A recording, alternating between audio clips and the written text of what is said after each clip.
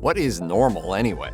They say diversity is the spice of life, but if that spice smells like soap, like a certain herb we'll get to in a bit, there's no scrubbing away some folks' oddest quirks. Why? Because they're gene deep.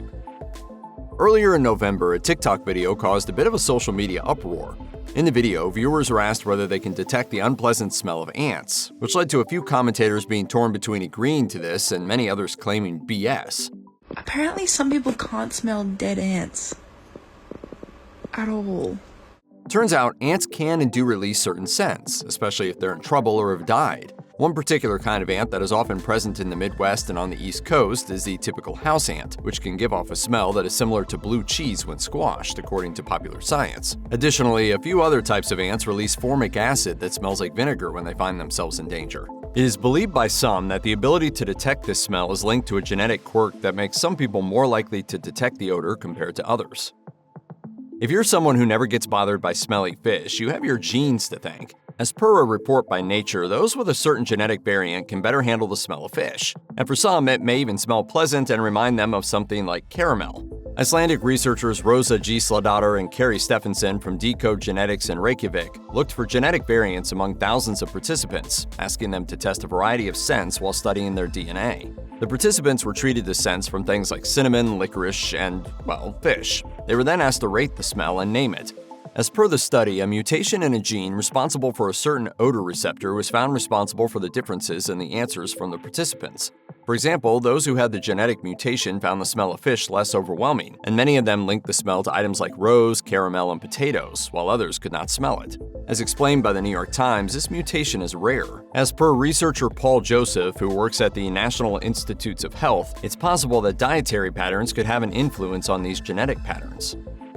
Some folks have an unusual genetic quirk that makes it impossible for them to sweat at all. According to a 2014 report by Business Insider, those who have this rare condition called anhidrosis do not have the ability to sweat. This might be entirely caused by the mutation of a single gene. A Pakistani family involved in the study had several kids who didn't sweat at all. This condition could be potentially harmful as someone with the quirk is exposed to increased temperatures and may make them more susceptible to heat stroke. While it's possible to have anhidrosis on account of damaged sweat glands, the participants in the study were found to have normal sweat glands. The team of researchers, supervised by Katsuhiko Mikoshiba, a molecular cell biologist from Japan's Riken Brain Science Institute, and Niklas Dahl, a genetics researcher at Sweden's Uppsala University, further concluded that this condition was the result of a genetic mutation. The condition is linked to a gene that encodes a protein called IP3 receptor type 2 and is connected with cell activity like movement, secretion, and differences in shapes. In a statement, Mikoshiba said, "This is the first report of IP3 receptor type 2 mutation in human disease. The surprise was that a point mutation, not a large deletion, was enough to cause the human disorder." He also pointed out that the opposite of this condition, which causes too much sweating, is more prevalent. If you're someone who's often been put off by the presence of cilantro or coriander in your dishes, you're not alone. As Deliciously explains, cilantro does remind some people of soap. Approximately 20% of the total population whose genes don't allow them to enjoy the herb like the rest of us. Basically, those who get disgusted by the taste of cilantro have the ability to detect the presence of aldehydes, which are compounds that are present in cilantro and are byproducts of soap. Surprise! Research on this phenomenon was first led by Charles Wasaki at the Monel Chemical Synthesis Center, as reported by Mental Floss. It boils down to this. Scientists believe that a reception gene labeled OR682 essentially controls how aldehyde components bind to receptors, and those without this gene cannot identify aldehydes or recognize the soapy smell that seems to bother some and not others. That said, coriander is definitely a highly polarizing herb in the Western world, and there are groups dedicated to people sharing how much they dislike coriander. Look into my eyes, good. What color are they? They're really blue. As reported by Science Daily, research from the University of Copenhagen pointed to the idea that those among us with blue eyes come from a common ancestor.